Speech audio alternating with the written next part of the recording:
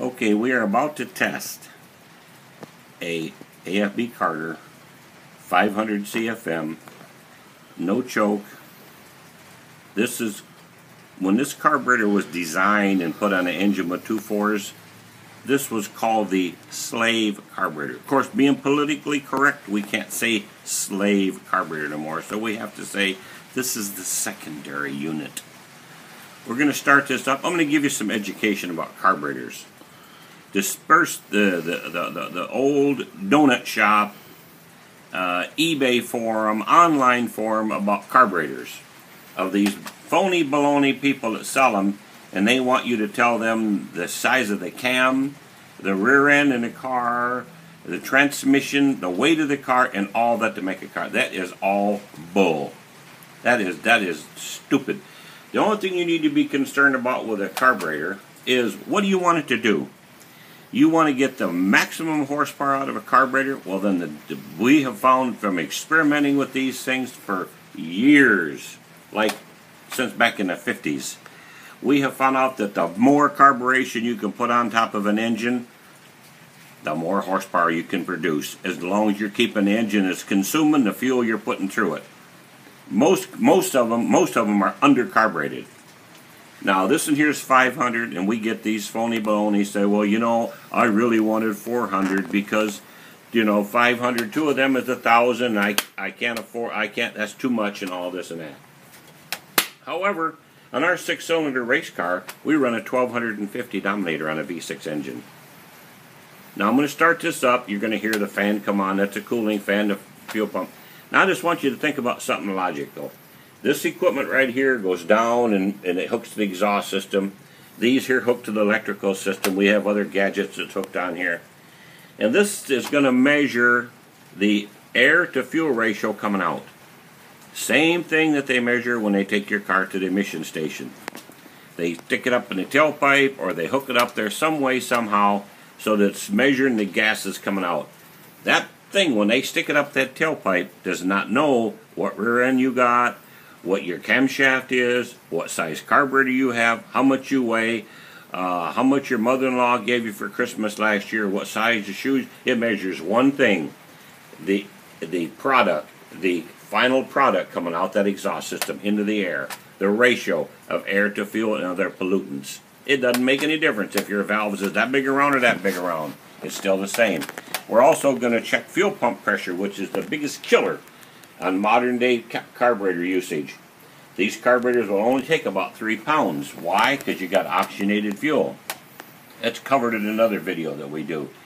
They're trying to keep down in the air pollution, so they're making the fuel with more air in it, and they think it cuts down the pollution. Now I'm going to show you something else. Look real closely. You see right there? Methanol resistant pump plunger cup. Now you see we buy them a 20 at a time. We don't buy just one carburetor kit. We buy the matter of fact, these things here, we buy 5 packages at a time, which is 100. And we do the same thing with all of our parts to our carburetors. You see that word right there? Methanol resistant. Every part in that carburetor has to be methanol or ethanol resistance. And all gasoline now has got that in it. Some's got MTEB, which is ether, and it's got other additives in it. But you have to have a carburetor, even if you take a brand new carburetor that you've had in storage that your grandfather gave you, that carburetor's got to be rebuilt and redone to contain these parts. Now we're going to crank this thing up. Just a touch of a finger. Now this carburetor, as you can see, will completely run by itself. You can take the other carburetor from the 2.4s, you can block it off, throw it away, seal it off, and run it on this one. But they usually have the other one have a choke in it, so in cold weather, you know, you can choke it and start it. You can have the linkage hooked up so that they're both pulling at the same time. You can have a slider bar on here so that your front one comes half open, and then this one comes open. You can set it up any way you want, but this carburetor will propel it. And you see right here, we're running about 12 parts of air to 1 part of gas, which is a good federal standard. And we're going to... I'm not going to go ahead and blow the engine up, just showing it at rev up. But, oh, we're going to do a fuel pump pressure check. when I video guys remind me, he's going to jack up the pressure there 10 pounds. If the float system will not hold it, that needle right there will drop way down here and start running red. I've already checked and it won't. But some of these carburetors, they have a smaller capacity liquid in there, and that mixture will get real rich until it stalls the engine out. In those cases, you have to put a regulator in it, and it cuts that fuel pressure down to 3 pounds or less. This is a good one here. It doesn't even affect it. So we're going to finish the video up with the main carburetor, but this is your secondary one to go on. The other carburetor will have a choke, probably a pull cable choke or something, sometimes electric. I'm sure the other one will be mechanical. But this is a 500 CFM. This is the other 500 that set of 2.4. This is the one that got the manual choke. We've already got the mix. Look at that, man. 12 parts of air to 1 part of gas. That's pretty good.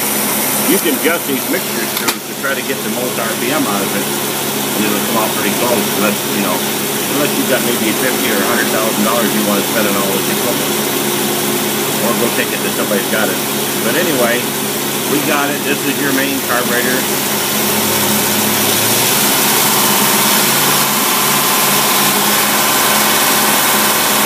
About as sweet as you can get it right there.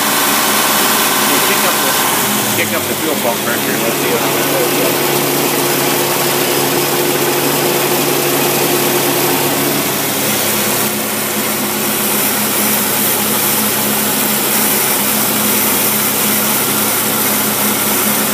Looks like you'll be alright.